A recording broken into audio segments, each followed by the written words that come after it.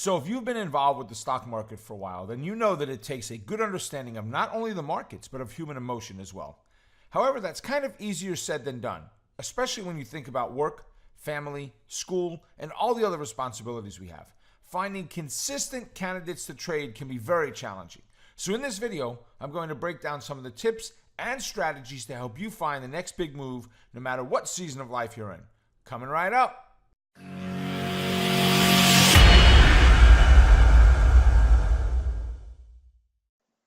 Hey, what's up? Rob here with Wealth Builders HQ, where we bring you the best tips and tools for building your skills to develop wealth for today and well into the future.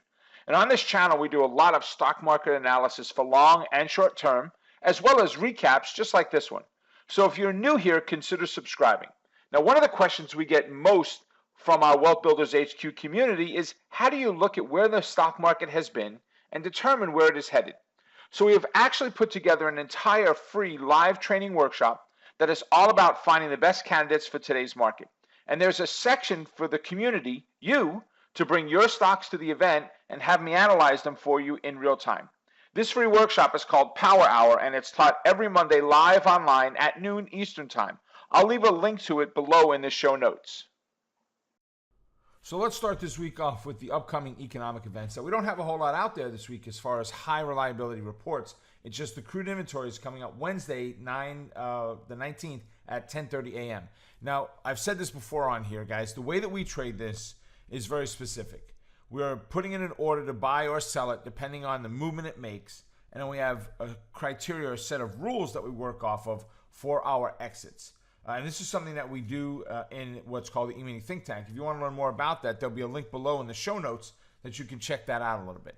Let's look at what we've got for earnings. So earnings season's about over. So we've got three companies, two of them coming out on the 18th and one on the 19th. So AutoZone and such, right? None of them tremendous movers, but all of them companies that will have some potential to make a move in the market. So with that, let's go take a look at our charts, and we'll start off with the S&P 500. So the overall move on the S&P, bullish, right? We're up this week, all 5 days, boom, boom, boom. Little bit of a pullback on Friday, small, profit taking going on. Not really too concerned with that. So when we look at the movers and shakers this week, guys, look at this. Amazon, right? Actually, let me switch over to a weekly chart, and we'll go to a shorter time frame there. So Amazon was up $18 for the week. Not too shabby from where it closed off, but it did finish out at a doji type pattern on a weekly chart. So we'll see where that goes. Boeing finally broke out of its wedge. We're going to talk about that actually today. It's up about $10.50 on the week. Then we have Booking, BKNG. Booking was up $14. Once again, finished on a doji. We're starting to see a shift in how patterns are starting to play out. We're seeing more and more stocks that are showing weakness in the stock overall in their original pattern. I mean, look at Booking. It's shown weakness out since mid-March in there. Netflix, almost $16 up on the week, which is a great move. It moved up between that 342.5 and 373.32 level, so that was great. And then Tesla, $32 to the upside after the absolute thrashing that it took last week. So it gained back just about every penny it lost last week.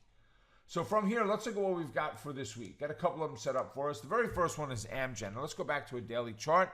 Let's go look at a little bit more time. I want you to follow the pattern of what happened with Amgen. We got the breakout right here of this zone, the 200, 201 level, right? That yellow rectangle. We broke out, we pulled right back into it the next day. The day after, we were just kind of there. We had a big breakout once again, but never really giving us a chance to take the trade. Today, or Friday, it closed just below that zone. Get back above that 201, and we're looking at 205.33 as our first target. Big Airplane broke out of its wedge. Finally broke out of the wedge. A little bit late. I would have liked it to have happened sooner, but with the rules that we teach in Monster Market Movers, it was a little bit beyond the point of where we like to see it. But it did finally break out with a vengeance. Wednesday, a good push-up. Thursday, not much. And Friday, strong right into that 360 level. If we get a roll over here, guys, I'm looking for that 352. If you get the breakout, look for the previous high, which takes us up to about 374. Alibaba, yes. So Alibaba had a lot of weakness to it for about 2.5, 3 weeks. Had good bounces this week. showed a doji on Thursday and a failure on Friday back underneath that 165 level. If it does continue down, it looks like about 156.5 is our target. And then lastly, we have Netflix, NFLX. Netflix is in what I call a Fibonacci channel. Don't look it up. No one else teaches this. This is me, okay? Between the 342.5 and the 373.30, right? Or we'll call it quarter, 373.25. So we've got a great move up and back down, and move up, and it started to roll over. Look at that 358 level to sell out of half of your position, and then 343-ish is support. You still have to determine where your exit's going to be, somewhere above that. Maybe 344, 345, somewhere in that range is where you're getting out. Fantastic. So hopefully these will work out for you this week. I'm excited about where the market's going, and certainly with some of the trades we've been able to pull off. I hope this update was helpful, and I would love to hear your feedback in the comments below. And actually, if you want more insights like this, you could just go over to wealthbuildershq.com. I'll post a link to it below. Now, the question of the day is, what stocks are you going to be looking at for next week? Go ahead and let me know in the comments section below. So thank you for checking out this video. Subscribe and ring the bell if you haven't done so yet. And until next time, Wealth Builders HQ is bringing you the best tips and tools for building sustainable wealth in the stock market. Keep crushing it, and we'll talk soon. Take care, folks.